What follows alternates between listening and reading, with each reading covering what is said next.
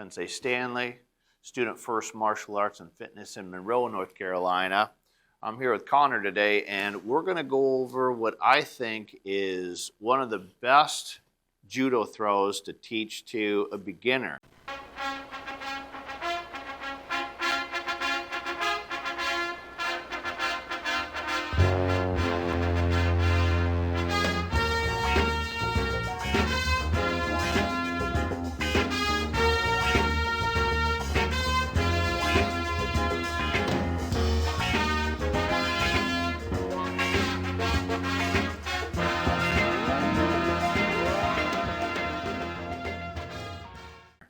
Because of the practicality, the ways that you learn to lift the body, kazushi, and I think that after some time, it becomes a little bit easier in randori once you kind of learn, the pros and cons and how to actually do tani or how to actually do ogoshi. All right. First thing, so we talked about this before on the last video, so I want to do this behind the back grip. So whenever I go across the back, the seatbelt grip, I want to try to capture this far hip. And after I grab the far hip, I want to bring my partner into me like this. So it's not so much about grabbing the belt or grabbing the gi or just kind of cupping. I want to grab a hold of something and I want to pull my partner into me. It's super important when I do that. Because if you notice, when I pulled Connor, it starts to break the balance like this. And for a move like Ogoshi, I want to get them as close to me as I can whenever I throw. Okay? So, as far as some of the footwork that I want to do for this, okay, I start out with the sleeve, and I want to step across, and I want to put my right foot in front of Connor's left foot. This hand slides behind. In a later video, I'll go over a couple ways to where you can get around the back a little bit more effectively, more realistic, but for this one, we're just going to put it around the back here. Now, I have the seatbelt grip and I'm already starting to pull Connor in. My left foot turns.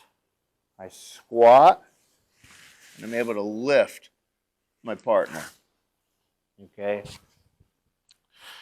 So what I want to talk about as far as when I go to enter and what I'm doing with my partner, I want to think about capital letter A.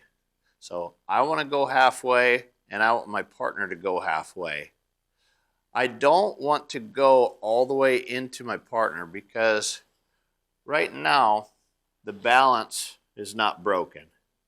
So when I pull Connor forward, now the balance is broken and we meet in the middle.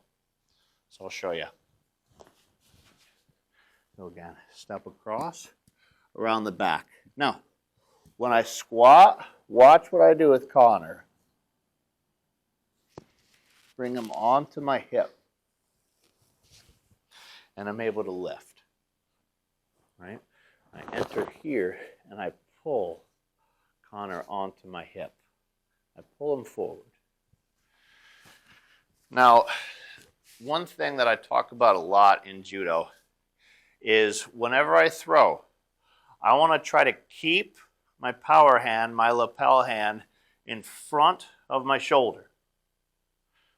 So when I put the arm behind Connor's back and I load him, you see how now my hand is now in front of my shoulder. It's super important. If I try to throw my partner here, I lose strength. So I pull him onto my hip, and this hand moves in front of my shoulder. So I'll show you again. Again, step across, hand goes behind the back. I squat. Now watch what I do with Connor. See that? Now another thing. So whenever I squat, and I pull my partner onto me, I keep a nice solid base here. If I try to go here and reach, my balance sometimes does this. Causes me to fall backwards a little bit. Come here and I pull Connor onto me and I have a nice, strong, sturdy base. Okay? Let me show you from a different angle. So, right foot steps across, right hand goes behind the hip. Turn. Pull Connor on and lift. Now if I do this the right way, I should be able to lift my partner up and steady them on my hip.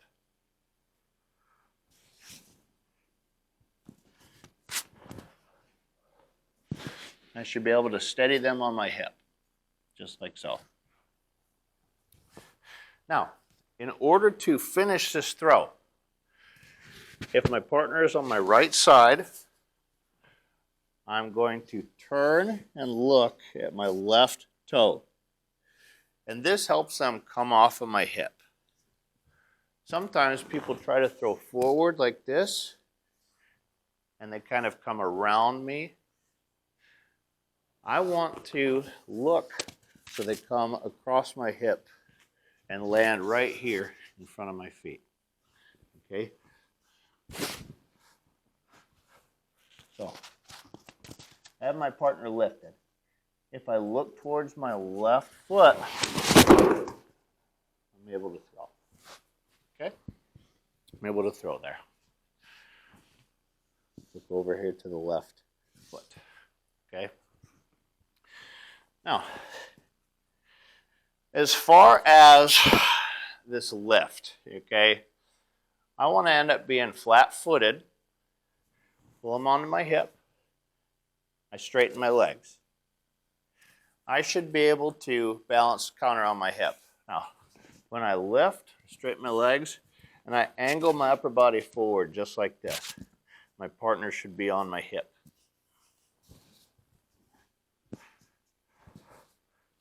So if you notice, I'm leaning forward slightly. Leaning forward slightly. Again, to finish, I look at my left toe. Right there. Okay? So that's Ogoshi, okay? Now, most of the time for Ogoshi, I want to try to get around the back. But I'm not always going to get around the back. Sometimes my partner seals off. Sometimes my partner blocks. Sometimes I start to get around the back. They circle away like they're supposed to. So there's another way to do this. And it's a super similar move. It's called Koshi Guruma. So instead of going around the back, I'm actually going to come across the head this time. So I'm going to step in the same, and I'm going to put my hand up here behind Connor's head. I back step, and I pull the head onto my hip. For the most part, at least the way that I teach it, the hips, the feet, the lift, the kazushi is almost identical to Ogoshi, except I go around the head. Now the cool thing about this is that I can hit this move and I don't have to have any contact with my right hand, right? I can step. That wasn't very good. Let me do that one again. There we go. You see, that's one thing too, because sometimes my partner will be sealing off, they'll be blocking, they'll be waiting for me to come around their back. So their hands are end up being down like this. It leaves the head wide open. So I take the grip, this right hand's free, I kazushi and I wrap around the head. And I'm able to throw. Okay, so it's a good secondary move for Ogoshi. If I like lifting with my hips, but I'm not able to get that around the back grip, I'm going to go around the head. Okay, different angle. Everything starts the same. Step across. This time my right hand goes right on Connor's shoulder. I'm trying to put my elbow on the shoulder. Back step, when I kazushi, I pull his head in, and I'm able to lift, just like we did before. So again, I reach for the head. It starts here. Like I just talked about, I don't want my hand behind my shoulder. So I pull Connor in, and I pull my hand in front of my shoulder. When I do that, it causes him to lean forward, and I'm able to get him on my hip, okay?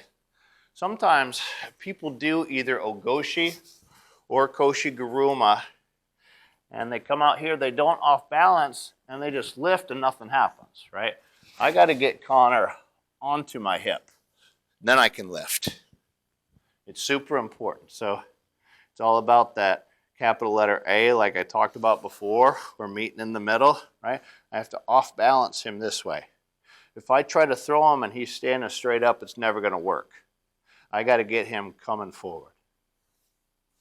Now, as far as finishing Koshi Guruma, again, I'm going to finish it the same way. I have him on my right hip. I'm going to look down at my left big toe. That's how I'm going to finish this throw.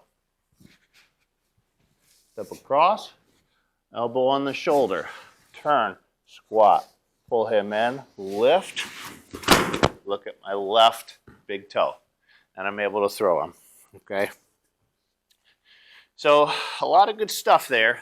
What we'll do is we'll move into a little bit more of dynamic situations. I'm going to throw Connor a couple different ways with this onto the crash pad, and then we'll move into a little bit of a moving drill as well. One of my favorite drills that I do at my club is called a zombie drill, and I'm going to show you what that looks like.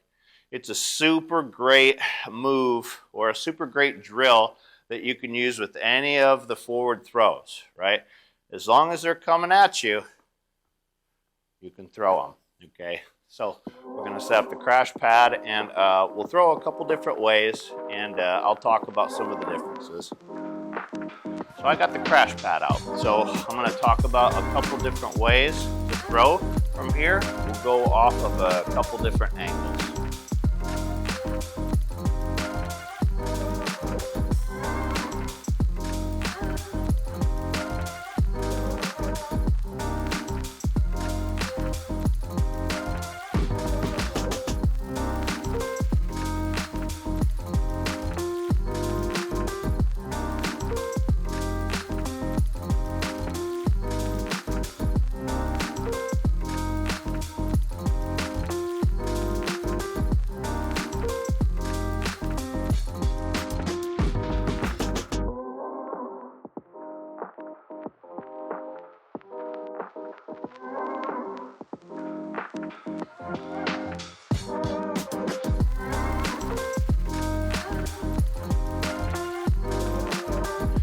Now, one thing that I want to mention about Koshi Guruma is all I'm doing is wrapping the head.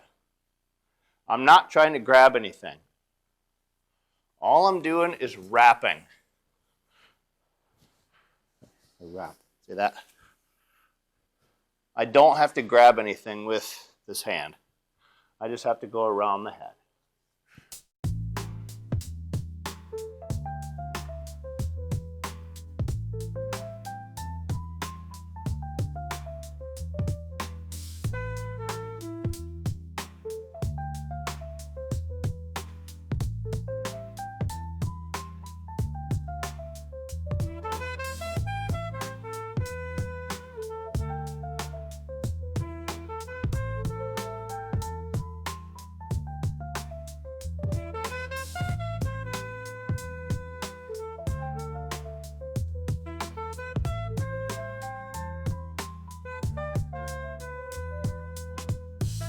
Another way that we can enter Ogoshi, you could probably do this with Koshi Guruma as well, but I like to do this from that seatbelt grip, okay?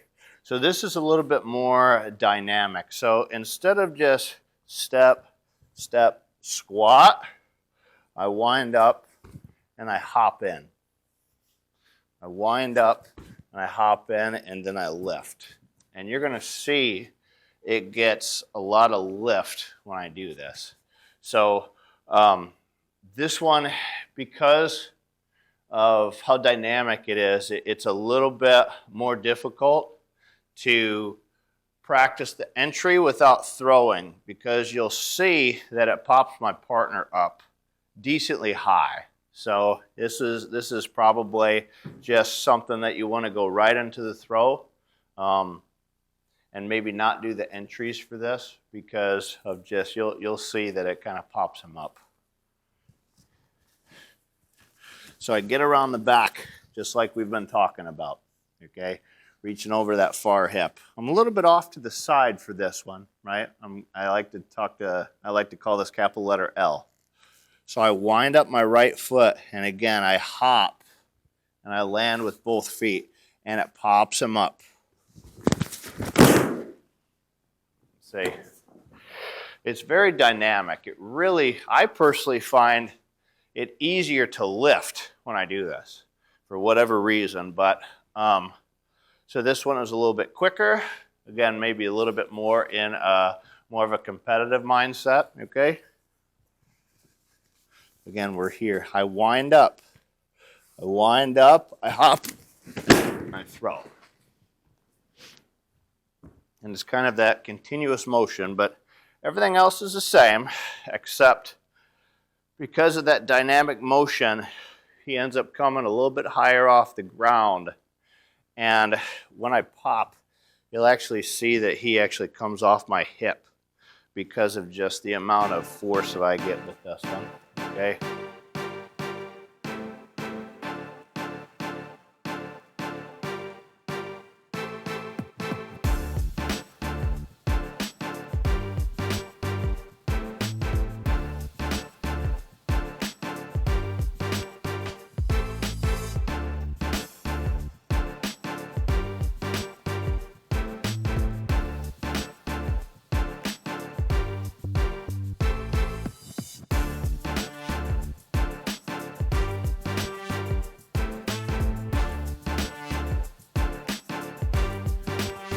Now, the last thing I'm going to show you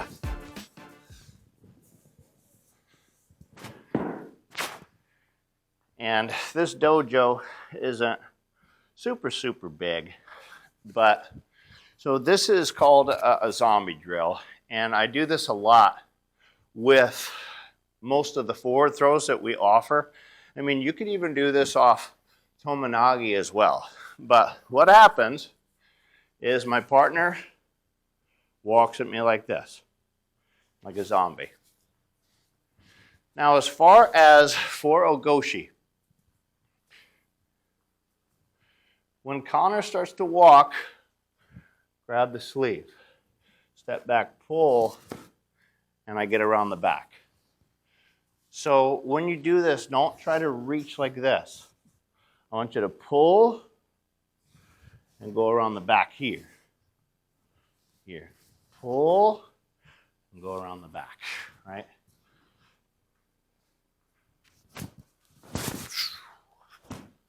Okay. Now, the feet will be a little different for this, because when you do a static drill, you step across with your right, you back step with your left. This one's different. I start with my left foot, and when I step back at an angle. So not straight back, step back at an angle. And that's how I'm going to get this. So the thing I like about this zombie drill is you really cover a lot of space whenever you throw. And I personally think it's fun. I mean, that's besides the point. You know, we talk about gamification of judo. We talk about making it fun. You know, that's how we're going to grow. That's how we're going to get more people into it, right? And buying a gigantic crash pad like that. So, all right. So, again, we do the zombie drill. I grab sleeve. Make sure you're grabbing at the elbow remember I step back with my left foot, and I step back diagonally, and I come here. The other thing I like about this drill is it really starts to show you what it feels like to throw somebody that's moving. And you'll figure out pretty quickly that throwing somebody when they're moving is a lot easier than throwing somebody when they're static, okay? Because when somebody is here and their balance is low and they're squatting, it's hard to throw somebody. But when I get them to move, it becomes easier to throw. Now, especially when we're doing these practice situations, okay? It's really going to introduce this movement, right? I mean, you can do this in jiu-jitsu, you can do this in sambo, you can do this in wrestling. I mean, it don't really matter, you know, any sort of grappling to where you could throw them, this is a great drill, okay? So I'm going to show you one live. Now, as he walks, remember, I grab sleeve first, step back with my left foot, and I throw, okay?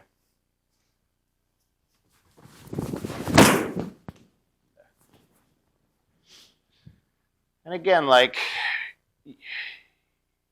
yes, it's dynamic because I've been doing judo a long time, right? And I know how to enter, I know how to snap my hips, I know how to turn my body. But really, the whole principle behind this zombie drill, and I talk about Newton's law, an object that is in motion needs to stay in motion. So when I grab Connor's sleeve and I start pulling, I want him to continuously move when I throw. If Connor or my partner stops in the middle, then the drill isn't as successful. So even if I show you without the throw, as he comes, see? You see how once I caught him and I started pulling, I kept the motion going. It's super important, okay? Real quick about the way that I step, okay? So if you look right here and you look at Connor, okay? If I step straight back and I turn, look where Connor is. He's on the wrong side. I do not want Connor on that side. So I want to step back at an angle and turn. Now Connor is on the correct side. So that's why I step like that. Again, I step back at an angle. So I step back this way, and I turn, right? Now Connor is lined up with my hips correctly. If I step straight back and I turn, this is the completely wrong side. So I'm not going to be able to throw him right-sided when I step like that, okay? Again, one more time for the zombie drill. Again, sleeve, pull, step, throw. There. Okay. Yeah, a lot of good stuff. You know, there's so much else that can go into this, right? So if you're checking out this video, message me, ask me questions. You know, I talked to several people about like the purpose and why I do the channel. So, you know, there's going to be however many people, you know, 100 people that watch the video, but they only watch like the first part of it, or they just kind of see something cool and they don't really take anything from it. What I want is the individuals that stick around and watch the whole video, and watch the video again, and reverse the video, and reverse it again, and reverse it again, and zoom in so that they could see exactly what's going on. You know, this is a teaching tool, so I'm putting this stuff out there for people to learn. It's super important to me, because I could do the flashy highlight reels, and while it looks cool, it doesn't really teach you anything. So it's super important. You know, again, message me, comment below. I'll definitely respond. My phone number, email are on there. Again, just if you got questions about any of this stuff, just go ahead and reach out. If you want to see a particular technique, let me know and I can do a breakdown video. And then in the meantime, just check out one of these 2 videos here that I have posted, and we'll see you next time. Bye.